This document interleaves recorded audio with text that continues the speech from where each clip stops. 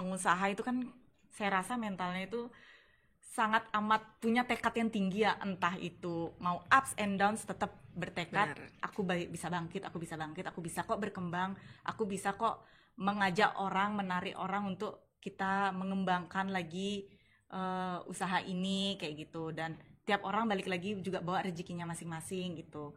Jadi menurut saya tekad kita sih tetap ke pengusaha yang punya tekad, bisa kok kita tuh berkembang, Kita bisa kok survive di era mungkin orang yang aduh gimana ya, kedepannya aku masa kerja corporate terus, kok aku gini-gini terus, padahal aku kayaknya mampu loh untuk mengembangkan lagi ide-ideku kayak gitu. Kayak kita punya tekad untuk bisa berkembang itu deh.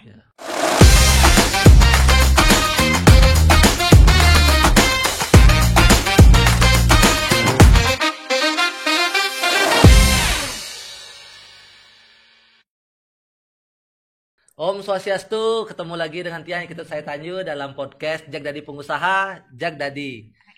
Hari ini kita bertemu dengan dua perempuan yang energik, anak muda yang energik ya. Kita sambut kedatangan dengan meriah Mbok Chantia dan Mbok Miko. Om Swastiastu, Beli Tanju. terima kasih undangannya. Sudah lama kita ketemu ya, seabad lebih kalau nggak salah ya. Agak 50 purnama ketemu. Oke, Mbok Chantia, Mbok Miko. Ya. Hari ini kita bertemu dan terima kasih sudah mau datang di setelah kesibukannya, baik kesibukannya sebagai seorang remaja yang begitu kreatif. Remaja anak satu. Okay. Ada ekornya, disclaimer dulu ya, ada ekornya loh ini. Ya syukurlah mengaku ya. Iya. Oke, mereka adalah para ibu-ibu muda yang kreatif. Mereka menggabungkan diri menciptakan sebuah wadah yang bernama Si Susah Kenyang. Iya. Ya, Anda seorang konten kreator, bisa dikatakan begitu, atau kalau saya salah silakan diralat sebentar. Dan Anda memiliki sebuah usaha yang membantu seseorang dalam menciptakan kreasi-kreasi dunia digital. Iya, kurang lebih seperti itu. Nah, coba cerita dulu sedikit ini, Mbak Miko atau Mbak Chantia ini. Kalian ini kalau ya. Dari yang Si Susah Kenyangnya. Iya, oke. Itu kita sebenarnya sih lebih ke food reviewer ya. Oke. Berbeda dengan food vlogger. Apa bedanya? Lebih detailnya. Kalau food reviewer kita emang mendetail untuk mereview bagaimana sebuah makanan itu, entah dari rasa, dari look, itu. Jadi kalau food vlogger mungkin kalau dari sudut pandang kita lebih mengarah luas lagi. Oh, seperti ada tempat makan di sini, lokasi di sini, entah dia mau mereview lebih detail makanannya atau enggak, itu beda. Tapi itu berbeda. Food blogger dan food review itu beda. Iya, dari sudut pandang kita sih ya. Kita ya, kalau kita lebih kepengennya apa ya? Secara detail kita makan makanan ini, di mana menurut kita tuh makanan itu nggak ada yang sebenarnya salah, bener, jelek. Ini menurutku enak, menurutku enggak. Ya nggak bisa disalahin kan, itu dari lidah orang beda-beda gitu ya. Maksudnya kita mereview ini dari menurut kita kayak gini, tapi kalau mungkin kalian suka, misalnya kita nggak suka pedas, menurut kita ini kepedesan, mungkin bagi kalian yang suka pedas ini enak gitu. Jadi kayak kompleks sekali food reviewer itu menurut kita. Selain Anda menjadi seorang food review yang punya nama itu konten Si Susah Kenyang gitu, disebut konten itu media. Oke. Kalian punya media yang namanya Si Susah Kenyang. Apalagi usaha yang sedang kalian geluti saat ini? Awalnya sih berawal cuman dari Si Susah Kenyang karena suka makan. Ya, sebenarnya sih kita orang biasa, orang kantoran yang berawal dari sebelumnya bekerja di sebuah korporat. Iya, kalau kita kilas balik gitu ya, kilas balik. Sebelumnya emang ya udah karyawan biasa 9 gitu to ya. 5 kerja setiap hari Senin sampai Jumat gitu. Ngabsen jam 9, pulang jam 5. Gitu tiap hari, sedangkan tapi jiwa kita nih sebenarnya bukan di sana gitu. Tapi terpaksa untuk itu karena. Lalu kapan kalian memutuskan pada akhirnya kalau memang paham jiwanya tidak ada di sana, untuk memutuskan tuh akhirnya melangkah keluar itu bagaimana? Dari corporate pun kadang kita awal mula dari sisa kenyang itu kita cuma makan siang, cari tempat makan yang hidden gem yang belum pernah nyoba kesini, belum nyoba kesini, enak ya ternyata. Dari situ tiap makan siang, entah pulang kantor gitu.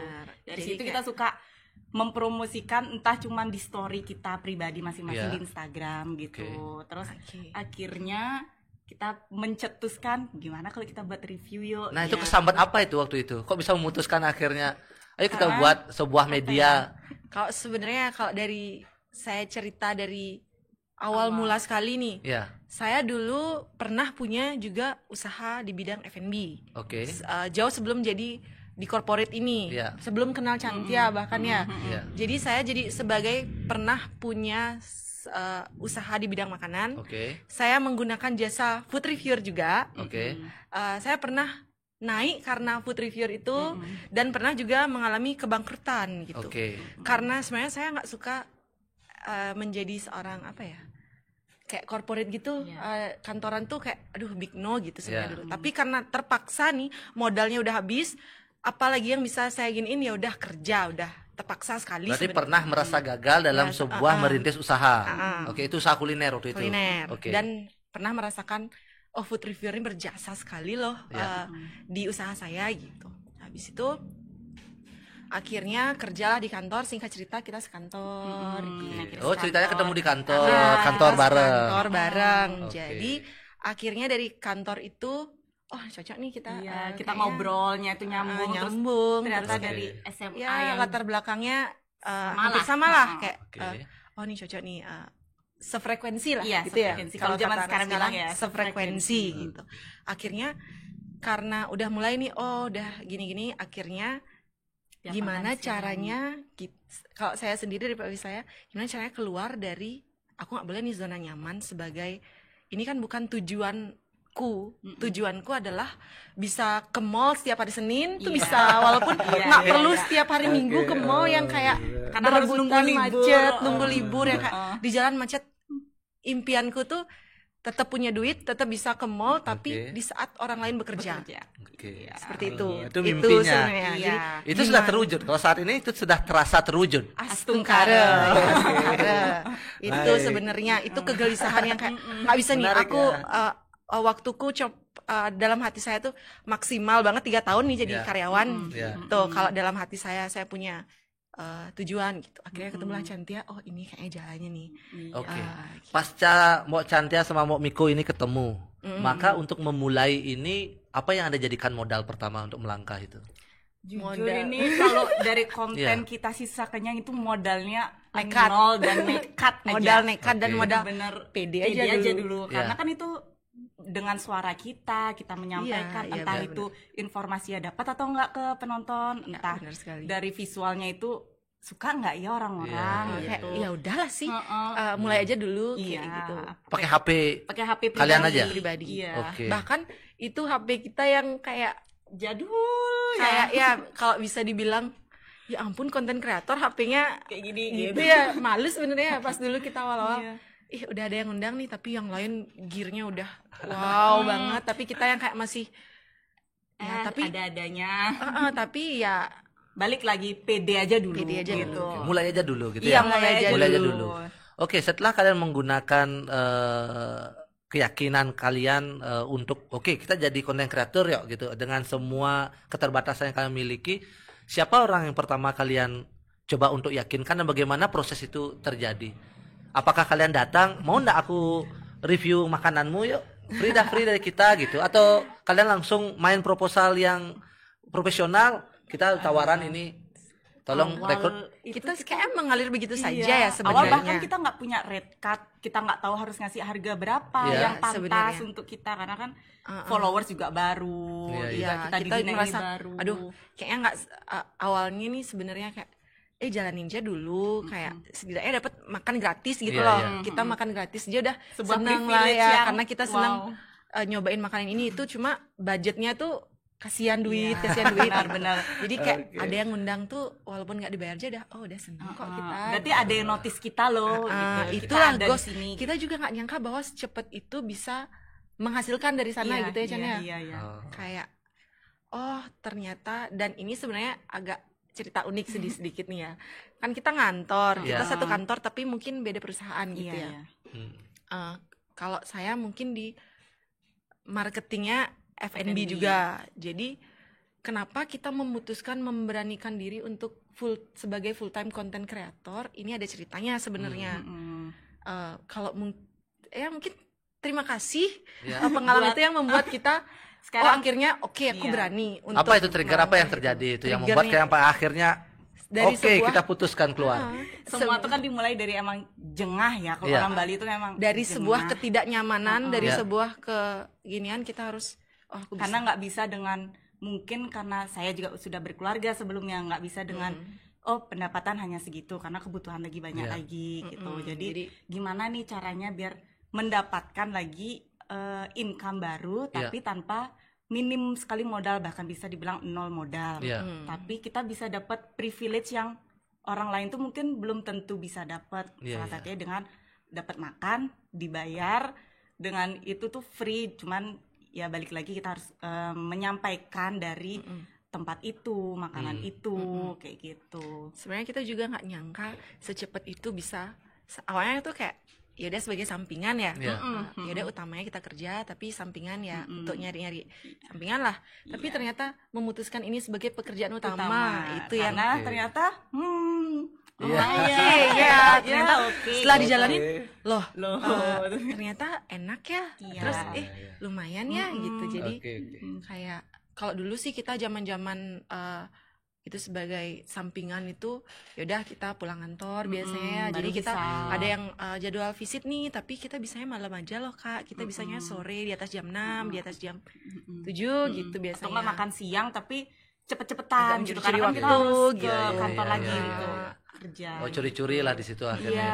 Akhirnya singkat cerita, balik lagi ke cerita kenapa kita memutuskan sebagai full time content creator itu muncullah dari sana.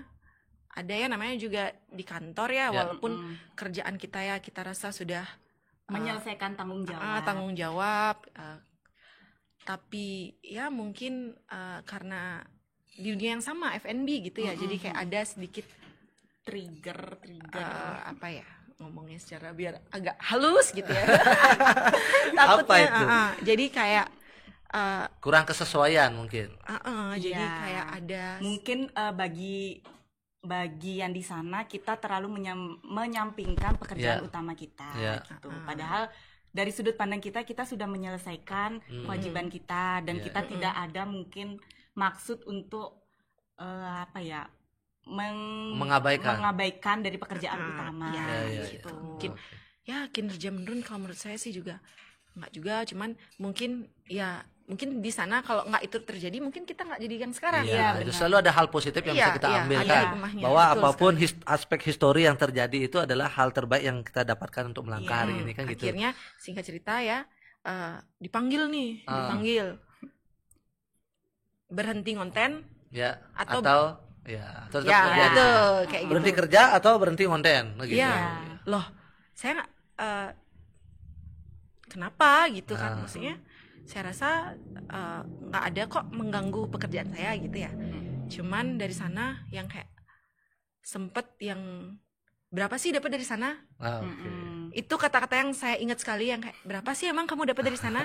Saya bisa loh nambahin gaji kamu, tapi kamu berhenti konten itu. Sabar. Agak emosional ya. Dia seru. Tahan mejanya jangan sampai lempar mejanya. Gelasnya jauhin dulu ya. Dan itu saya ingat jawaban saya waktu itu. Mungkin sekarang menurut saya ini belum bisa yang kayak saya dapat 2 digit loh, saya dapat segini loh, itu belum bisa gini. Cuman saya yakin ini menjadi hal yang berkembang, yang akan saya bisa loh ngembangin di sini. Sudut pandang kita di podcast ini kan juga melihat kalian berdua sebagai orang yang melihat peluang usaha di dunia digital. Di dunia era digital ini kalian sudah mulai start duluan nih dibanding orang. Kalau bahasa tadi saya istilahkan begini, kalian tuh adalah orang yang sudah memanfaatkan platform, bukan orang yang dimanfaatkan oleh platform. Kebanyakan rekan-rekan kita, para pemuda-pemudi kita di luar sana itu dimanfaatkan oleh platform. Apa itu dimanfaatkan oleh platform? Tiduran, rebahan, duduk, nyekrol HP berjam-jam gitu. Sampai 100 meter mungkin tangannya begini kalau ditambahkan semua kan begitu. Ya. Jadi mereka lah orang-orang yang dimanfaatkan oleh platform, dan kalian adalah seorang yang memanfaatkan platform. Itu yang luar biasa untuk kalian. Ya. Jadi apapun historinya kemarin itu adalah merupakan bagian dari penyempurnaan langkah kalian, gitu ya, kurang lebih. Jadi kalau demikian ceritanya dan kalian memutuskan untuk ada di jalan itu, menurut kalian akhirnya seorang pengusaha konten kreator itu apa? Dari sudut pandang kita ya. Iya. Jadi seorang pengusaha, produknya adalah konten kreator, jasa konten kreator. Dia pengusaha itu apa dong jadinya? Kalau kita sih kalau kita sih sebenarnya luas ya itu. Kalau dibilang pengusaha banget juga enggak. Mungkin kita berbeda ya dari narasumber yang lain yang punya usaha jual beli gini. Apa ya, kalau kita mungkin di Bali masih awam ya untuk digital kreator, ternyata agensi, sosial media agensi kayak gini ternyata bisa menghasilkan. Ini mungkin masih dunia baru kalau di Bali ya. Tapi mungkin kalau di Jakarta mungkin di luar situ mungkin udah mulai udah jauh dari sebelumnya gitu. Kalau di sini mungkin baru ya mungkin 5 tahun ke belakang gitu ya, baru mulai bermunculan lah kreatif agency seperti itu ya. Kalau apa yang berbeda yang kalian rasakan ketika kalian masih ada dalam sebuah corporate dan pada akhirnya kalian memutuskan untuk keluar, yang paling signifikan yang kalian pribadi rasakan tuh yang berbeda dari diri kalian tuh apa? Kalau saya sih, menurut saya waktu ya, tidak terikat dan kita bisa mengatur kerja di mana aja, kerja kapan aja. Kalau secara pribadi mungkin pribadi, apa? Karena saya udah berkeluarga gitu, karena sudah punya anak, jadi bisa fleksibel di rumah pun saya juga bisa tetap menghasilkan kok, walaupun mungkin jadi ibu rumah tangga saja tetap bisa menghasilkan, nggak cuman sebagai ibu rumah tangga ngurus anak kayak gitu.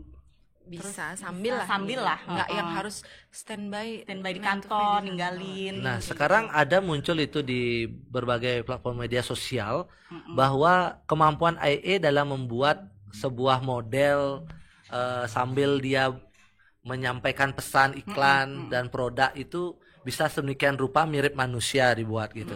Nah itu kan tantangan tersendiri itu bagi kalian yang bergerak di bidang usaha konten kreator ini. Bagaimana kalian memandang itu? Kalau kita sih melihat itu sebagai sebuah hal yang bisa kita manfaatkan ya. Jangan kalian ingin buat sendiri dengan wajah kalian sehingga kalian nggak perlu lagi ada di sebuah artinya di luaran sana. Kita tetap mau eksis sih Pak gitu. Di kamera itu kita masih tetap. Cuman kalau itu tetap membantu kita tapi kita tahu batasannya sampai mana. Oke. Sudah mulai masuk berarti mempelajari itu. Sudah. Karena kan kita nggak mau yang terlalu nggak banget nggak pakai kayak gimana ya, kita memanfaatkan kecanggihan teknologi, nggak yang muluk-muluk gimana ya. Ini membantu loh, tapi kita tahu batasnya sampai mana membantunya kayak gitu. Sejauh ini klien meng-hire kalian ataupun menggunakan jasa kalian itu dapat informasinya dari mana? Bagaimana cara kalian untuk memainkan itu? Relasi sih saya rasa ya. Seperti kita bertemu itu ini Pak. Mungkin karena balik lagi kita kan basicnya sih susah kenyang. Mungkin dari situ kita sambil ngobrol, entah itu ownernya, entah itu apa, paling kita kayak melobi tapi tidak secara langsung, hanya sebatas kita juga creative agency, kita juga mengelola sosmed, kita juga bisa membantu kayak visual storyteller untuk ristumu, entah tempat perusahaanmu atau apa gitu. Selain Anda membuatkan visualnya itu, apa yang kalian tawarkan kepada klien kalian untuk membantu usahanya untuk menjadi lebih baik lagi gitu? Jadi kita sebenarnya kalau dibilang agensi, kita lebih dari itu, lebih dari kreatif agensi atau social media agensi. Nah, lebih detailnya, lebih itu yang dimaksud itu seperti apa? Lebihnya itu kita apa ya?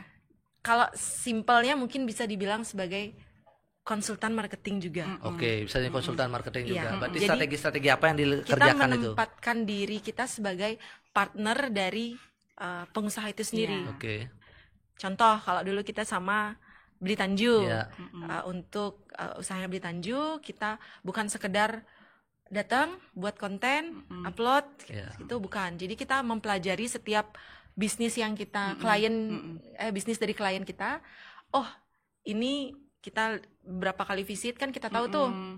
Oh ini nih, ini kita mempelajari juga dong kayak oh ini vibes-nya seperti ini target marketnya seperti ini, gini. Jadi kita menerima banget, open banget untuk diskusi para ownernya ini. Jadi menurut kalian gimana nih? Apa nih yang kurang? Apa problemnya apa yang ada di sana? Berarti perlu memposisikan diri juga sebagai partner. Bagi klien. Sehingga touch-nya lebih baik gitu ya. Dan jadi kita kadang memposisikan diri, misalnya kliennya itu F&B, kita memposisikan diri sebagai kita customer. Apa karena sih kita kurangnya juga food dari reviewer gitu ya. Kurangnya dari resto ini atau tempat perusahaan ini apa ya? Kita point of view dari situ. Dari situ kita menyampaikan kayak entah meeting menyampaikan kurangnya kayaknya gini deh, kayaknya seperti ini deh. Coba kita kemas lagi yuk, mungkin biar lebih baik lagi gitu. Entah kita kemas, kita buat promo atau gimana, itu kita sangat menerima diskusi itu. Nggak yang saklek cuma oh kontrak kita kan cuma sebatas social media management, oh kontrak kita kan cuma sebatas apa gitu. Jadi nggak sedangkal itu sih sebenarnya, karena kita juga seneng belajar sebenarnya ya, kayak ketemu orang baru, dapat insight baru lagi. Kalau social media management mungkin pandangan orang itu hanya mempercantik sosial media dengan desain visual gitu, atau hanya menyampaikan apa nih yang perusahaan ini punya gitu. Tapi kita lebih dalam lagi, bisa diajak diskusi untuk bagaimana nih untuk mengembangkan lagi usaha ini gitu. Mbak Chantia sama Mbak Miko, bagaimana kalian bisa mencari sebuah kompetitif, ya? Artinya perbedaan si susah kenyang dengan konten kreator lainnya itu, agar kalian itu bisa memberikan sesuatu yang berbeda untuk klien kalian itu. Bagaimana cara menentukan itu? Ada enggak yang terpikir, ataukah jalan-jalan gitu saja gitu? Apa sudah terstrategi dari awal, kita bedanya di sini loh gitu? Sebenarnya sih nggak ada yang spesifik seperti itu ya. Cuman dari kitanya aja pribadi. Jadi ya udah jadi diri sendiri aja awalnya. Berarti wujud kalian lah yang berbeda gitu ya. Wujud kita dan kita kayak kita berdua nge-review. Jadi biasanya kalau nge-review itu kan antara nggak ada orangnya, apa maksudnya? Tanpa talent, hanya objek. Hanya review. Siapa nih orangnya yang nge-review? Kalau ini kan kita ada, oh ini brand personalnya seperti ini. Jadi POV Chantia, POV Yumiko. Jadi penggabungan dua POV gitu. Jadi menurut saya enak, menurut Chantia belum tentu enak. Gitu. Jadi penonton juga bisa melihat dari saut-sautan kita gitu, dari point of view kita. Kadang kan nggak semua juga setuju dengan point of view-nya Miko, kadang nggak semua setuju dengan point of view saya gitu. Dari situ mereka mungkin bisa menyimpulkan insight, oh makanannya ini layak untuk dicoba kayak gitu. Kalau dalam perjalanan kalian untuk menjadi seorang food viewer seperti itu, apa kendala yang pernah dihadapi menjadi seorang food viewers begitu? Apakah semua makanan harus kalian bilang enak? Ataukah kalian pernah menolak untuk udah nggak jadi dah view, nggak bisa semua melakukan upload terhadap apa yang saya view di produk ini gitu? Kalau itu kita tetap profesional dengan bertanggung jawab, tapi kadang ada rasa yang kita pengen tampilin yang beda, cuman balik lagi karena kita di hire untuk sebuah resto dan itu ada briefnya, mungkin kadang di situ yang kita di hati itu kayak aduh bisa loh, padahal dengan gini kita, cuman balik lagi kita tetap profesional, pengen menuruti apa yang klien mau gitu, dengan jadi itu sebuah challenge juga buat kita kayak karena kalau ada briefnya itu, setiap konten kreator datang lagi di brief kan dengan brief yang sama pasti. Jadi kayak itu yang template gitu ya. Gimana cara membuat kita konten kita nih beda sama yang lain konten kreator lain, sedangkan setiap nge-review udah dikasih brief gitu. Sedangkan ya itu ini sih kan yang buat challenge buat kita juga kayak ya kadang harus isi ini ya kak, harus poin yang ini ya kak, padahal harus kita menyampaikan ini, harus menyampaikan ini itu. Tuh nggak penting loh, pengen kayak gitu, cuman balik ini lagi tuh bukan not my style loh, kayak gitu. Pengen banget sih bilang gitu, cuman harus, balik lagi kayak harus ada scene ini harus ada.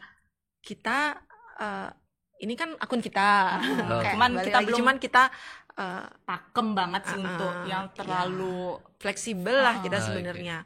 Oh maunya gini, kita cari tengahnya lah kayak gitu. Jadi gimana stylenya kita Jadi kayak klien itu juga harusnya ngeliat dong, oh kita style kontennya seperti ini loh. Ya kalian nge-hire kita sebagai untuk nge-review resto kalian gitu, ya udah ikutin style kita, tapi kita nggak yang kaku sebegitu kakunya juga. Tetap diterima ya, dirangkum saja masukannya. Selain makanan ada yang kalian review saat ini? Kalau dari susah kenyang sih sebenarnya lebih kebanyakan makanan. Ya karena kenyang kan kita bicara susah kita makan. Terus tapi ada nggak di luar dari makanan yang gini? Sebenarnya kalau konteks sih susah kenyang itu luas bisa aja. Cuman tetap misalnya kalau emang ada yang pengen tempat menginap, tapi tetap kita selipkan dengan di sini tuh ada restonya. Tetap kita harus relate-nya juga dengan ada makanannya. Iya, kalau susah kenyangnya. Tapi kan seiring berjalannya waktu nih susah kenyang semakin kita juga pengen berkembang ya, nggak cuma hanya di makan gitu, kita juga pengen memperluas diri untuk ini yang itu. Mumpung nyinggung itu kalau kita melihat sekarang si susah kenyang ini akan arahnya kemana nih untuk menjadi sesuatu jasa usaha yang lebih berkembang, itu arahnya kemana?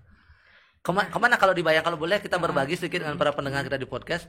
Kalau kamu sekarang menjadi food blogger atau food reviewers, arah kedepannya pengembangan usaha tuh begini loh gitu. Nah kalian terpikir di Mbok Chantia sama Mbok Yumiko ini arahnya kemana pengembangannya?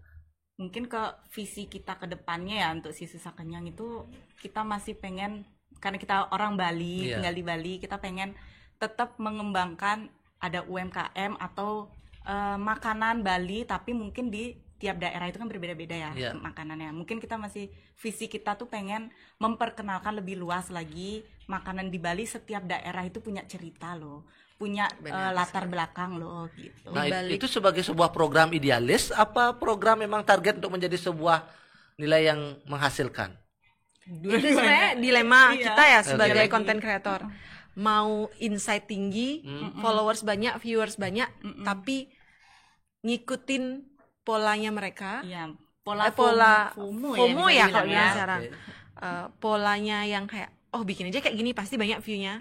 Tapi sama kayak yang lain, atau berani tampil beda tapi belum tentu kalau dalam dilirik ya, belum tentu dilirik ya. Kalau dalam sudut pandang digital itu sesuatu konten kreator lah, sesuatu yang beda itu maksudnya itu apa? Karena luas ya konteksnya. Beda itu bisa dari, kalau mungkin viewers di rumah tuh bisa bilang, ini cara pengambilan gambarnya berbeda. Ini cara penyampaian dari voice overnya berbeda, atau mungkin dari cara dia makannya itu berbeda, walaupun makan fancy tapi tetap dia pakai tangan, tetap dia menikmati makanan itu luas sekali sih. Kalau emang dibilang punya ciri khas, semuanya punya ciri khas masing-masing gitu.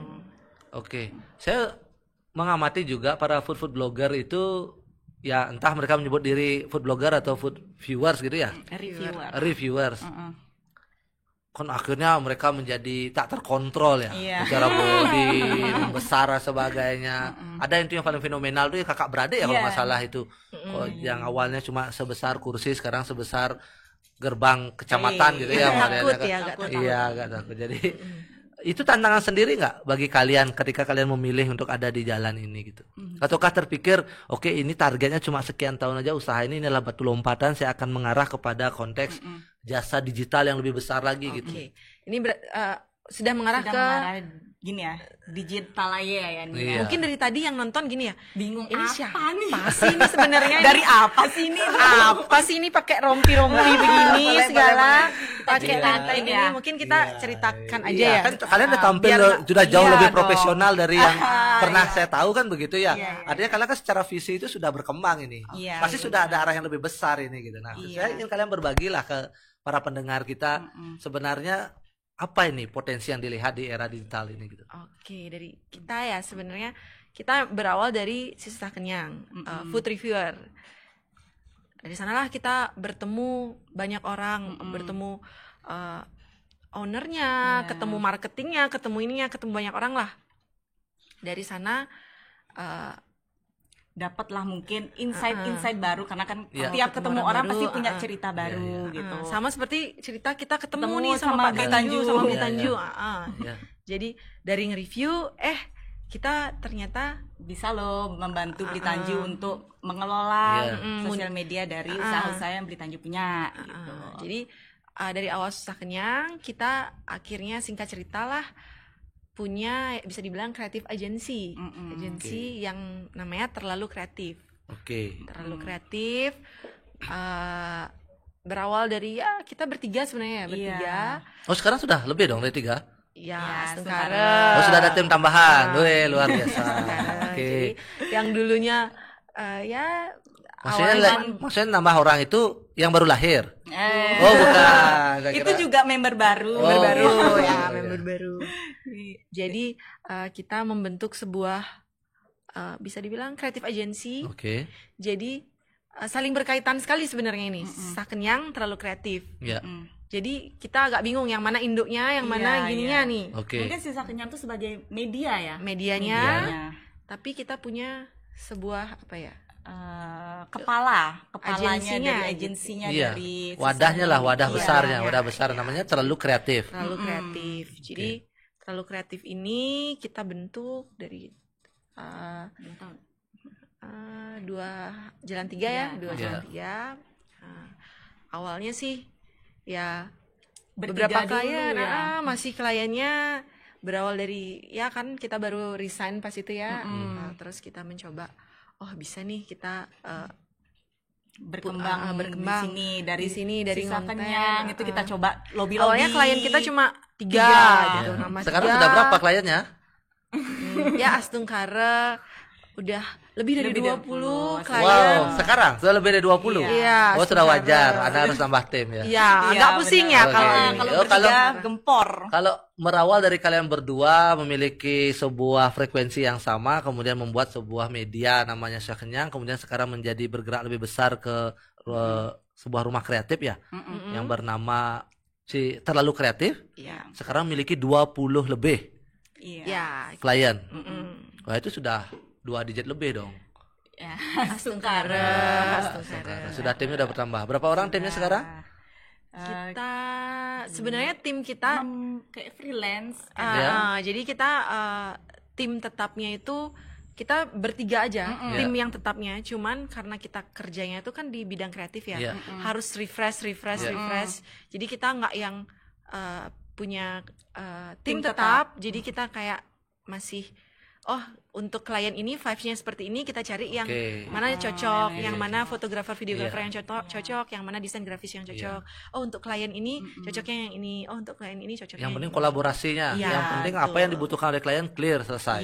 Karena kan di situ juga orang baru datang dapat insight baru lagi, kita brainstorming lagi seperti apa, makin lagi berkembang. Seperti ini ya pandangan dari dia gitu. Jadi dari situ kita juga dapat sih banyak ilmu banyak sekali sih, karena kan klien kita tuh bukan cuman emang sih sebagian besar F&B, cuman banyak sekali ada akomodasi seperti villa, hotel, terus ada juga showroom travel yang kayak ilmunya berbeda lagi nih. Dar nih kita harus belajar lagi nih mengenai ilmu ini, bahkan produk keuangan kayak gitu. Itu juga kayak kita lihat begitu banyak klien dan berbagai jenis, itu bagaimana kalian membagi tim kalian, artinya siapa yang mengerjakan apa, itu bagaimana kalian mengatur itu? Nah sebenarnya kita punya tugas masing-masing udah. Beda-beda. Mau Cantia beda. Kalau mau Cantia apa? Lebih kemana dia condongnya? Gabung sih, ada F&B juga, ada hotel juga. Jadi kita kadang brainstorming bareng gitu. Jadi dari setiap klien itu kita buatkan konten plan apa yang ingin kita garap di bulan depan gitu, dan kita juga minta ACC juga. Otaknya kita bertiga sebenarnya untuk membuat konten. Anggap ini kalian kan pas garapnya tuh barengan nih kalian. Tetapi pada saat itu sudah tergarap tuh untuk menjadi goalsnya produk ini, itu kalian punya tugas masing-masing. Ini tukang editnya, ini tukang betul. Ngambil gambarnya, ini tukang catatnya gitu, dan ada begitu. Jadi kan kita bertiga sebagai kita punya peran masing-masing. Cuman peran kita ini saling melengkapi sebenarnya. Jadi untuk hal-hal krusial seperti planning sama untuk eksekusi, kita masih bertiga nih sebagai otaknya. Tapi untuk hal-hal yang kayak udah di lapangan, kayak misalnya nge-shoot, ngedit itu baru kita serahkan ke tim. Jadi kalau hal-hal yang krusial sekarang nge-shootnya udah beda orang. Tetap kita ikut, pasti kita ikut antara kita bertiga mungkin salah satunya ada. Gitu. Harus ada, cuman kan dari kita juga otaknya. Kadang di lapangan juga point of view dari tim kita berbeda sama yang kita mau. Biar nggak salah eksekusi ya. Iya. Jadi kita tetap menjadi otaknya bertiga ini. Terus artinya kan bahwa untuk menjadi otak dalam tanda kutip seluruh kebutuhan klien itu, kalian itu belajarnya dari mana gitu? Bagaimana proses belajarnya itu? Apakah kalian mengikuti seminar, hadir, mengikuti membaca konten-konten orang dan sebagainya itu? Bagaimana itu? Kalau seandainya kita atau para pendengar podcast ini, saya ingin nih jadi jual jasa, saya punya nih bakat ini, kepercayaan diri untuk itu saya cuma kita mulainya dari mana ya gitu. Kadang-kadang kan keterbatasan informasi pengetahuan itu juga membatasi langkah kita akhirnya itu. Nah, kalian tuh belajar itu dari mana? Awal banget itu kalau dari sisi sakit itu kita otodidak awalnya. Tapi kalau sekarang bagi penonton kayaknya udah luas banget, di mana-mana pun bisa. Memang belajar dari yang sudah ada berarti. Iya. Belajar jadi itu dari situ kita itulah challenging sebagai kreator. Kan itu otaknya kreatif lagi balik. Gimana kita mengemasnya biar enggak terlalu sama apa yang kita pelajarin gitu. Lagi kita kembangin. Lalu kalau kalian stuck ini, aduh, apa ya kita buat sekarang ya? Itu gunanya kita bertiga dan kerja di mana-mana. Jadi kalau mumet ya udah kita kerja sambil di mana di pinggir sungai gitu, di pinggir danau, di bawah pohon bambu gitu contohnya gitu ya. Mungkin atau kita kerja ke The Joglo, sambil healing gitu ya. Hidupin dupop itu gitu sambil gini gitu. Meminta gini sabda gitu. Ya artinya kalian mensolusikan itu bersama. Tetap kita itu juga walaupun kita bekerjanya dimanapun dan kapanpun, kita juga tetap perlu untuk pergi sama teman-teman atau saya sendiri supaya juga punya insight baru lagi yang bisa kita tuangkan dalam brainstorming kita bertiga. Jangan pernah berhenti untuk mencari pengalaman, termasuk dari orang lain kan demikian. Benar. Artinya kalian ini kan bertiga, belum lagi tim yang lain. Intinya kalian bertiga. Kepala boleh, rambut hitam boleh sama. Kepala boleh sama, nggak sama ya. Rambut dalam kepala boleh sama hitamnya, tetapi isi pikiran nggak ada yang sama. Iya, betul gitu. sekali. Lalu problem apa yang kalian hadapi dengan perbedaan kalian, yang kalian harus satukan? Dan kira-kira ada nggak hal yang terkorbankan atas perjalanan kalian selama ini mencapai titik ini, menjadi seorang konten kreator, punya jasa konten kreator ini? Apa kalau dari Mbok Yumiko dari Mbok Chantia pengorbanan dan kendala yang pernah dihadapi, dirasakan? Ini mungkin jadi tempat curhat buat kalian berdua. Ya sama ini kalian tidak berani kalian ungkapkan satu sama lain gitu. Sama ini aku nggak seneng loh sebenarnya gini gitu. Gitu. Sebenarnya kalau dari pengorbanan, setiap pekerjaan kan pasti ada pengorbanannya ya. Tapi karena mungkin dari saya pribadi suka saya dengan pekerjaan ini, walaupun tetap ada hal pengorbanan yang harus kerja sampai malam, ninggalin anak, tapi di luar itu saya dapat insight baru, dapat wawasan baru yang mungkin akan saya sampaikan kelak ke anak saya nanti gitu. Itu pengorbanan yang dirasakan. Iya, mungkin ninggalin, jadi kayak mungkin juga nggak seutuhnya bisa sebagai ibu rumah tangga yang ngurus anak, terus melihat perkembangan dia gimana gitu. Tapi di balik itu kan kita juga mencari insight-insight baru untuk supaya berwawasan bagi anak kita kelak gitu. Nggak cuman mungkin bagi ibu-ibu di rumah juga nggak cuman berumah tangga tuh ngurus anak doang gitu. Mungkin bisa dimulai kalau mau menjadi konten kreator kan siapa tahu gitu. Bisa dimulai entah mau menjahitan aja di rumah bisa dikontenin, siapa tahu nanti dari sana dapat income lagi gitu kan, kita nggak ada yang tahu gitu. Kalau mau Yumiko? Kalau saya sendiri sih sebenarnya ada pengorbanan, malah saya dapat suami di sini gitu. Ya ampun. Terima kasih ya. Apa kira-kira? Kalau pengorbanan sih karena mungkin emang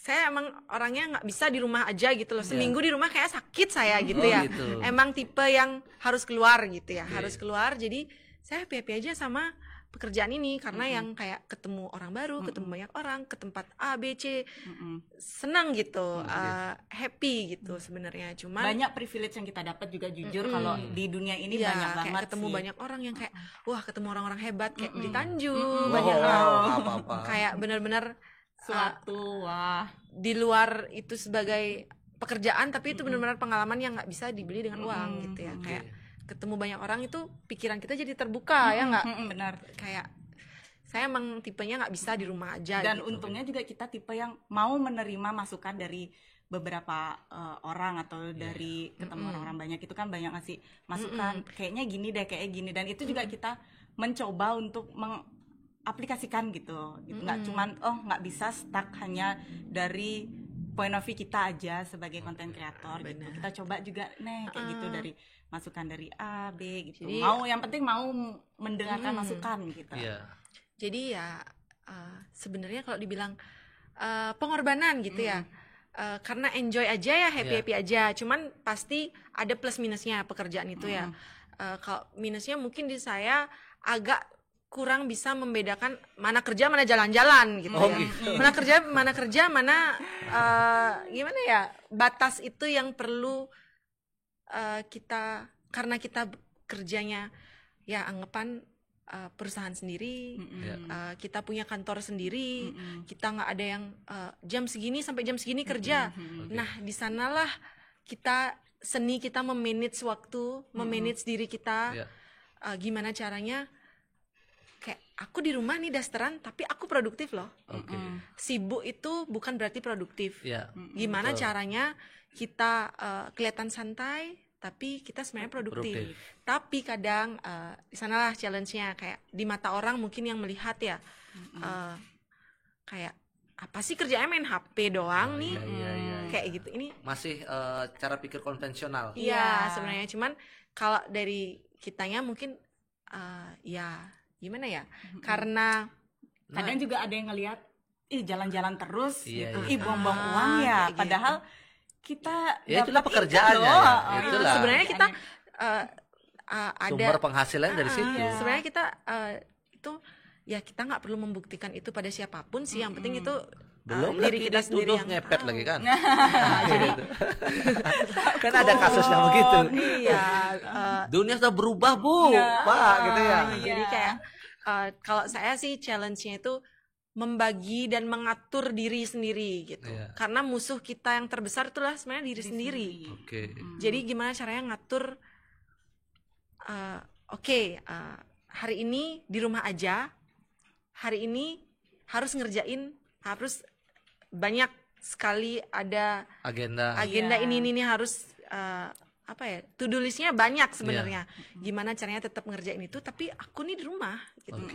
Gimana caranya yang kayak, sedangkan mata orang melihat itu, loh kamu kan di rumah aja kok nggak apalagi misalnya udah berkeluarga ya, kayak loh kamu di rumah aja kok nggak ngapa-ngapain sih, kok rumah berantakan kok gini-gini, kok nggak ada dalam itu nasi. yang kadang kayak kosong ya tantangannya juga gitu. Kenapa kalau di rumah aja kok ini nggak keambil, itu nggak keambil, loh aku di rumah aja. Jadi seperti pisau bermata dua gitu ya.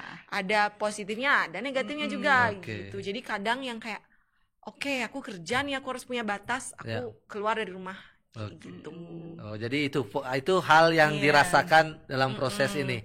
Ternyata juga tidak semudah yang kita bayangkan ya. Mungkin orang lain ngebayanginnya enak kerja di rumah. Wah, senyum-senyum aja terus itu makan-makan aja, keluar-keluar aja. Bagus terus gitu kan. Nggak gitu. Tapi ada satu yang saya simpulkan dari Mbak Chantia dan Mbak Yumiko adalah kalian mengerjakan yang memang kalian suka gitu. Betul sekali. Karena di sana, apakah ini hobi atau hanya sekedar suka saja? Kalau saya mungkin percayanya apa yang kita suka itu rezeki kan udah ada yang ngatur ya, balik lagi. Tapi kita tuh harus mengusahakan rezeki itu, nggak cuma walaupun udah ada yang ngatur, malas-malasan scroll Instagram ya nggak gitu juga. Tetap kita harus mengusahakan, cuman rezeki itu akan ngikut kok gimana pun kita mengusahakannya gitu. Ya, saya sepakat itu. Benar sekali. Apalagi kalau misalnya, kalau saya percaya sekali di mana kita mengerjakan suatu hal dengan happy, dengan senang, itu pasti rezeki itu ngalir. Iya. Tapi kalau kita malas, ambul-ambul gitu kerja kayak kalau happy senang itu dengan pekerjaan itu kan sama dengan otak kalian tenang kan itu. Benar, Kalau tenang karena- kreatif itu jalan. Iya. benar. Ngomong-ngambul Karena itu kebebelan itu. sangat saling berkaitan karena Iya. kita kerjanya itu di dunia kreatif, kita harus moodnya tuh bagus terus. Nah, tips menjaga mood bagus itu bagaimana? Kalian sebagai seorang ibu, sebagai seorang pekerja, menjaga sosial, aspek semua itu, ada nggak? Tips Kira-kira. menjaga mood Mood. tetap happy Iya. adalah makan Makan enak. enak, benar. Oh, Dan gitu. kebetulan itu adalah pekerjaan kita. Jadi Keren. kayak Mood kita terjaga kok. jadi kayak yang Oh. aduh Kalian ketemu ini- satu kesukaan yang sama yaitu Iya, makan benar. enak itu membuat mood Iya. enak. Iya, akhirnya bisa kita ide muncul kerja gitu. Jadi Jadi kita kita suka- happy, positif, aura kita happy, ketemu orang juga pasti Happy. pernah dong ngerasain aura Iya, kalau iya. ketemu orang kalau lagi Auranya tuh murung, nular. gimana, Oke. nular. Iya, iya, karena kan setiap orang tuh punya vibrasi Iya benar. diri yang memang bisa mempengaruhi orang lain. Jadi gini, pada akhirnya dari semua usaha pengorbanan dan kendala yang kalian temui itu, dan kalian menemukan akhirnya solusinya kembali lagi pada apa yang kalian lakukan, Betul. yaitu kalian menjadi food blogger atau food reviewers, kan gitu. Nah, apa hal yang paling wow ya dalam diri kalian ya selama ini saya sudah berjalan ini seumur saya ingat sampai dengan sekarang ini pada akhirnya kok saya bisa berdiri sebagai orang yang merdeka. Saya anggap kalian ini orang yang merdeka karena tidak terikat secara pasti di satu tempat, kalian yang mengatur diri kalian sampai pada akhirnya kalian punya 20 lebih klien. Yang saya pikirkan sebenarnya juga mungkin kalian jawab bagaimana cara kalian mengatur 20 ini. Apakah setiap hari kalian kunjungi mereka satu-satu atau kalian membagi diri atau bagaimana? Dan dalam proses sebelumnya kalian sebagai seorang employee lompat menjadi seorang self-employee atau business owner. Nah, hal wow apa, hasilnya hal yang menakjubkan apa yang kalian rasa? Ya mungkin kalian bisa ungkap yang kalian bisa bagi pada para pendengar kita. Siapa dulu? Mau Chantia dulu atau mau Yumiko dulu? Boleh. Ya, mau Yumiko dulu, dulu. Apa-apa. Ada nggak hal yang ini loh, kamu tuh harus gini loh gitu. Sebenarnya sih setiap orang punya ceritanya masing-masing ya. Iya. Setiap orang punya jalannya masing-masing. Kita pun jalannya nggak terduga. Kayak kita nggak tahu loh bakalan ini jalannya kayak gitu. Bakal ada di titik ini, ternyata kita juga menjadikan ini sebuah pekerjaan utama Akhirnya yang punya rompi yang warnanya sama gitu ya. ya tim kita semua kayak gini sih Dari awalnya ngantor akhirnya bisa punya kantor gitu ya. Oke. Itu nggak terduga sebenarnya. Cuman itu ada keinginan emang. Kalau saya pribadi emang ada keinginan untuk itu, tapi jalannya mungkin itu campur tangan Tuhan dan juga kayak ya udah ngalir gitu aja gitu ya. Kalau misalnya kalau dari saya emang harus ada satu hal saya tuh apa ya bahasa Indonesia ya. Kalau orang Bali bilang jengah. Iya. Itu tuh bener-bener Harus dimiliki. power yang sangat kuat. Kalau Wujud dari ingin saya. membuktikan Iya. sesuatu ya, Iya, membuktikan diri, itu membuktikan jengah apapun itu. itu yang benar-benar ngebuat saya tuh oke, aku harus buktikan. Aku nggak bisa buktikan dengan kata-kata, tapi aku harus buktikan dengan hasil nyata. Yang buat jengah itu apa dulu? Ya Omongan orang, sebenarnya perilaku orang atau apa? bukan omongan orang juga sih sebenarnya. Kayak ya pembuktian aja sih sebenarnya. Oke. Karena Saya bisa besar. oke, mungkin yang dianggap sepele. dipandang sebelah mata, Oke. merasa oh diremehkan gitu ya. Dari sana kita muncul rasa jengah karena kita ngerasa dari jengah inilah kita bisa tumbuh. Power kita nih. Dari insecure, dari rasa dari rasa jengah ini kita bisa tumbuh. Ya, berarti kalau push your sekarang limit kalian gitu. ada yang merendahkan kalian atau menilai kalian tidak baik itu ya itu menjadi sebuah energi baru dong iya. kalau saat ini. Jadi itu yang benar-benar ngebuat kita bukan marah ya, jengah itu pokoknya nggak tahu ya bahasa Indonesia apa. Ya udah, Bukan marah, pokoknya aku buktikan gitu. bukan marah, bukan iri dengki, tapi itu sebuah Tekad. Iya, Tekad. oke, aku harus buktikan. Dari sana akhirnya walaupun sebenarnya bisa nggak ya dalam hati masih pasti ada keraguan yang biasanya tiap bulan terima duit segini gini pastilah hidupnya gitu. Sekarang aku putuskan untuk menjadi full time content creator yang ya mungkin bagi sebagian orang masih sebelah mata yang kayak emang bisa ngasilin dari sana gitu ya. Itu sebenarnya jujur dalam hati masih ada takut, cuman yakin. Kayak bisa nggak ya kita kayak gitu. Kedepannya ini akan berkembang terus Iya, dunia usaha jasa seperti ini. Kalau dilihat dari sekarang juga, dari dulu mungkin dari tahun-tahun sebelumnya sampai sekarang kan digital itu sangat amat berkembang ya. Apapun semua itu by digital. Apa semua by digital. Entah menyampaikan informasi juga sekarang lebih banyak orang by digital. Bahkan koran pun kan sekarang udah ada yang by digital. Mungkin 10 tahun yang lalu kita nggak pernah kebayang bahwa Instagram, TikTok ini bisa menghasilkan duit gitu. Menjadi afiliatornya saja menghasilkan. Benar sekali. Benar ya istilahnya afiliator ya. Mungkin dulu tuh kita cuman mikir ini cuma ngisi waktu luang ya untuk nge-share kehidupan pribadi, untuk pamer-pameran kayak gitu. Siapa sangka di sini menjadi ladang penghasil uang. Tapi kalau kalian melihat sendiri fenomena sekarang bahwa ternyata yang memberikan like kemudian komen itu adalah menurut saya konten-konten yang nggak berkelas banget loh konten ini tapi kok banyak sekali yang nonton, kok banyak sekali yang melakukan like, komen seperti itu. Itu apa sebenarnya dunia digital ini sebenarnya yang dibutuhkan oleh klien-klien kalian itu, ataukah kalian menganalisa orang yang akan menonton konten klien kalian itu sebenarnya yang dia butuhkan sebenarnya yang mengedukasi, yang gila-gilaan saja, atau apa ini gitu? Lah menurut kalian? Kalau kita ya mungkin melihat balik lagi kan goals setiap klien itu beda-beda ya. Nggak bisa juga kita selalu hard selling supaya naikin gininya dia dari insight-nya dia gitu. Kita tetap selalu menjelaskan semua dunia yang di sosmed itu nggak hanya mempromosikan sebuah perusahaan supaya langsung jor-joran sebagai hard selling gitu. Kita tetap harus selipkan soft sellingnya kayak gitu. Kita tetap mengedukasi mungkin ya klien-kliennya, karena nggak semua juga kliennya itu muda seperti kita yang ada di era digital ini gitu. Yang masih berpikir konvensional itu harus diimbangi juga. Diimbangi, nggak hanya sekedar toh juga ngepost aja, post aja setiap hari, tapi nggak kayak gitu sebenarnya konsepnya. Tetap kita harus mikirin supaya looknya lebih enak dilihat, lebih eye catching, dan itu yang menarik audiens lagi untuk visit ke klien kita, entah di Instagram, entah TikTok gitu. Karena kalau kita bicara media sosial ini ya, dari sekian banyak konten yang ada gitu, ini sangat luas sekali. Kalau dari saya ya, viral belum tentu produknya ini akan laku. Benar. Saya pernah tempat saya viral banget. Viral banget, tapi nggak ada jualan. Dan tutup sekarang. Itu yang sebenarnya kita kalau mau viral tuh gampang beli. Kalau sekarang kita buat aja konten nyeleneh, viral kok.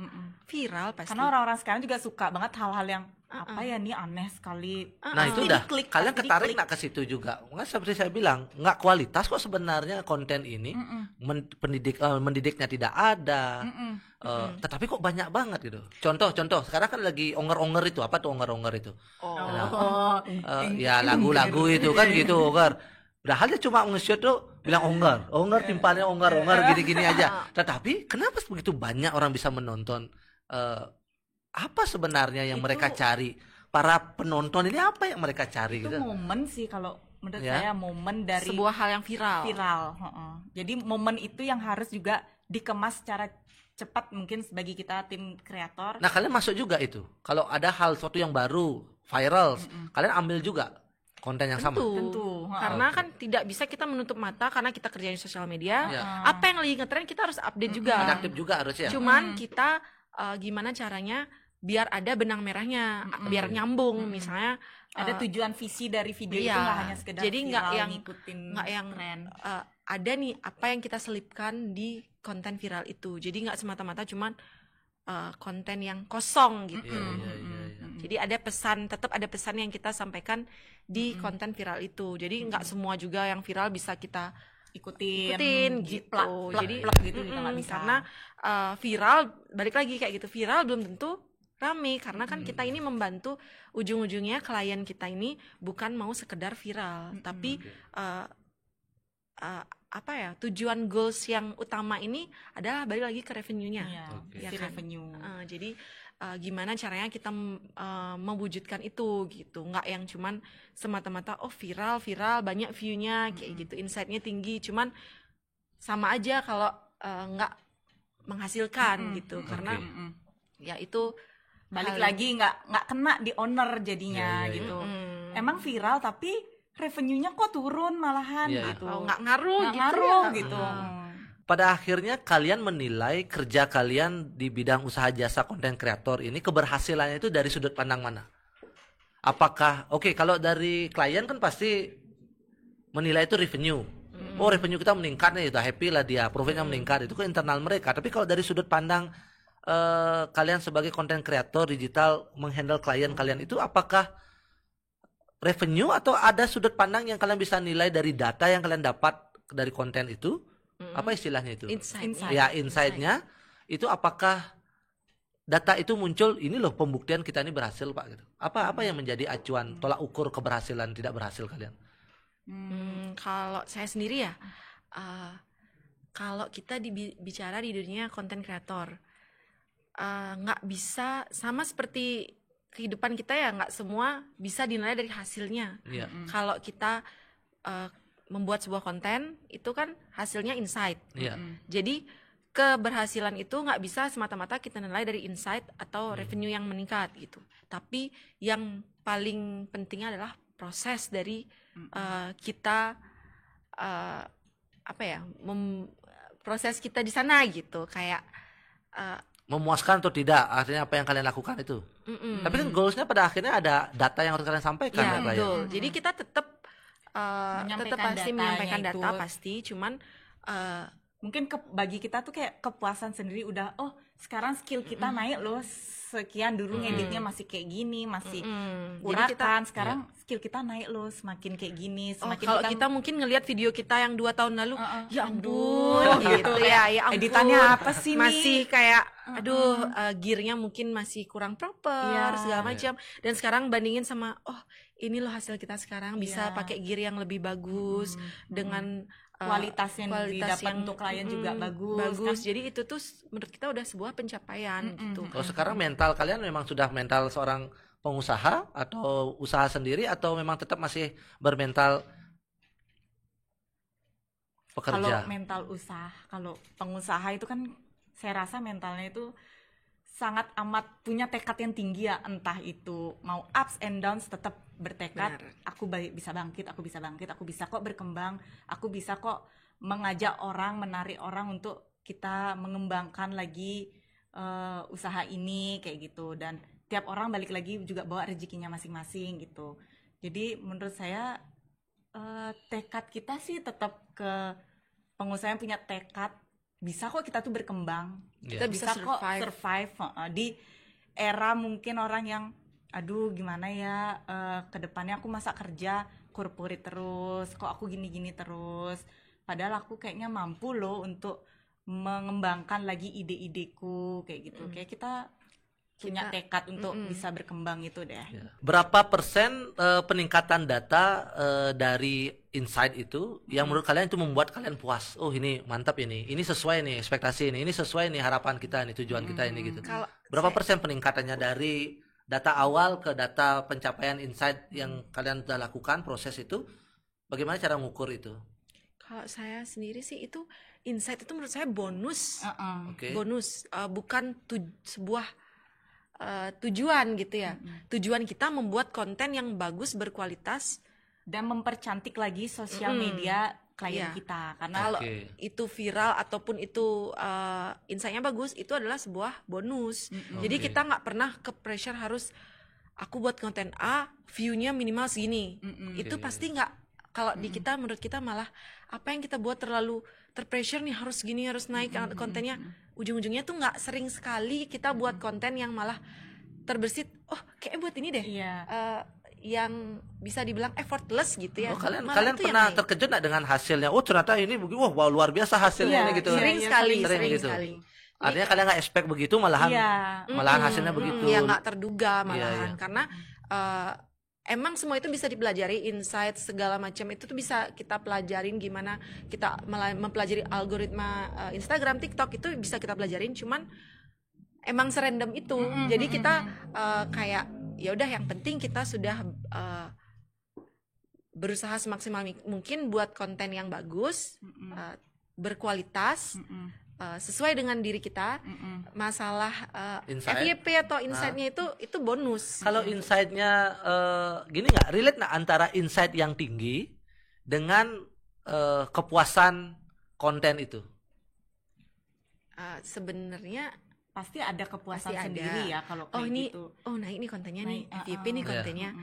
Tapi kadang konten yang menurut kita naik itu nggak semua klien itu mau gitu. Karena kan kita juga membuat konten plan yang bulan depan akan kita shoot dan akan kita buat gitu. Tapi nggak semua juga konten plan dari yang kita buat itu klien itu setuju. Kadang menurut kita ini naik kok, ini bagus kok gitu, informatif, tapi nggak yang terlalu hard selling. Tapi nggak semua klien itu setuju akan hal itu. Nah itu yang buat kita juga kadang balik lagi profesional untuk mengikuti apa sih yang klien mau gitu. Maka untuk selanjutnya mungkin para pendengar podcast kita, mungkin tidak ada yang kalian ingin bagi kepada para pendengar atau solusi bagaimana menjadi seorang konten kreator yang seperti pengalaman kalian, minim modal tapi kalian tetap bisa eksis dan sustainable untuk berjalan menuju kepada progres yang lebih positif. Apa yang kira-kira kalian bisa bagi kepada para pendengar kita?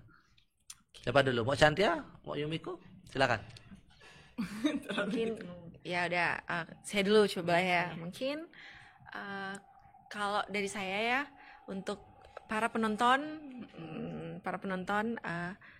di era yang sekarang ini, menurut saya ini nggak ada alasan kalian nggak ngapa-ngapain. Mungkin di luar di sekarang ini emang sesuai data ya, masih banyak orang yang lagi nyari kerja, emang lagi susah nyari kerja. Tapi menurut saya di era digital seperti ini, nggak ada alasan buat kalian nggak ngapa-ngapain. Itu segampang semua itu semudah itu kalian ngakses. Kayak semua sudah di genggaman. Semua udah ada di genggaman. Jadi itu tuh semua tergantung dari keinginan kalian sendiri aja. Nggak ada alasan untuk tidak ngapa-ngapain. Iya, benar sekali. Lo mau Chantia? Mulai aja dulu. Kalau saya apa ya tadi lupa. Apa yang bisa dibagi? Solusi apa yang bisa dibagi? Untuk menjadi seorang konten kreator atau pengusaha kreator. Kalau saya balik lagi sama sih, sebenarnya mulai aja dulu dan jangan pernah kayak pesimis gitu ya, karena kan semua proses yang kita sampai bisa berada di titik ini semuanya itu proses. Dan itu juga nggak segampang kayak yang orang lihat, konten kreator cuma buat konten gini, tapi prosesnya itu panjang. Dan harus percaya sama yang namanya proses. Nggak bisa semuanya itu instan, nggak bisa semuanya itu gampang kok gini, nanti aja buat kontennya nanti aja gampang, tapi tetap gerak, tapi tetap percaya akan namanya proses. Gitu. Yang sepakat bahwa ini tidaklah mudah, ya, tapi tidak berarti tidak bisa. Iya, benar sekali. Yang penting kita mau belajar untuk terus melihat pengalaman orang menjadi sebuah cermin untuk kita. Pasti bisa. Kalau gampang semua orang sudah lakukan, kan begitu ya. Tetapi ya harus kita belajar lah, gitu. Oke. Luar biasa kalian berdua, semoga dilancarkan usahanya. Selalu punya otak kreatif. Kalau stuck dapat makanan yang enak. Iya, benar. Dapat lagi moodnya, balik lagi. Oke, kita bisa kreatif lagi begitu. Muncul lagi idenya. Berarti itu sebuah usulan yang cocok untuk kita coba di luar sana ya. Kalau mood Anda sedang tidak enak, coba datang ke Pokpoi. Iya. Atau bisa lihat di Sisi Sakenyang. Mau lihat makanan yang mana yang enak, bisa langsung kunjungi profil kita. Berarti kalau ingin menghubungi kalian lewat DM di Instagram. Si Susah Kenyang. Iya. Bisa hubungi mereka kalau Anda butuh solusi untuk konten kreatif usaha Anda dan berdiskusi tentang bagaimana menjadi seorang konten kreator, ya bisa hubungi mereka langsung ya. Atau terlalu kreatif juga bisa. Terlalu kreatif. Kreatif. Oh, ada Instagramnya juga? Ada. Oh, beda itu. Beda. Jadi Dua Instagram. Kalau Susah Kenyang emang khusus untuk makanan. Food reviewer. Kalau untuk kreatif agensinya kita ada Terlalu Kreatif. Di Terlalu Kreatif itu berarti klien-klien Anda ada semua videonya di situ? Apa saja yang di-handle? Ada sih, ada. Bisa dilihat langsung di highlightnya, cuman ada portfolionya. Ya kita udah karena kemarin terlalu hektik ya kita kayak akhirnya aduh Instagram sendiri nggak kelola nih. Malah ngelola Instagram orang yang susah kenyang pun kemarin sempat yang kayak lama nih vakum. Kita kayak aduh terlalu hektik ini, akhirnya kita berusaha ngatur-ngatur waktu bisa lagi nih, karena ini kan awal mula kita nggak boleh kita tinggalkan gitu. Karena ya dibilang susah membagi karena dengan klien yang jumlahnya segitu, sedangkan otaknya kita bertiga, dan kita juga bertiga harus tetap terjun ke lapangan yang mengontrol semuanya itu tuh nggak mudah sih gitu. Gampang gitu, cuman ya itu sekarang kita udah mulai bisa flow-nya, mungkin udah mulai menikmati flow, udah tahu ritmenya gitu ya. Oh ini kayak gini, ini bisa diatur begini. Gitu ya. Baik, Mbak Chantia, Mbak Yumiko, tidak terasa banyak pengalaman yang kalian bagi untuk kita semua para pendengar podcast Jadi Pengusaha. Terima kasih atas waktunya sudah berkenan datang. Ini bukan pertama dan terakhir. Kedepannya kita pasti akan minta kesempatan lagi untuk kita berbicara tema lainnya lagi. Ya. Terima kasih. Siapa tahu ada ide-ide kreatif lain yang muncul dari Anda yang mungkin membuat kita harus berdiskusi dan harus didengarkan oleh para pendengar podcast kita. Ya. Terima kasih juga Beli Tanju udah ngundang kita. Iya, jadi semoga juga agak obrolan kita ini tersampaikan ya ke penonton semoga. Baik, terima kasih para pendengar podcast Jadi Pengusaha. Jangan lupa like, comment, share, dan subscribe channel kita. Dan hari ini bersama dengan Si Susah Kenyang, Terlalu Kreatif, Mbak Chantia, dan Yumiko. Luar biasa diskusinya. Semoga kedepannya kita bisa berbagi informasi lagi berkaitan dunia usaha. Terima kasih. Jadi.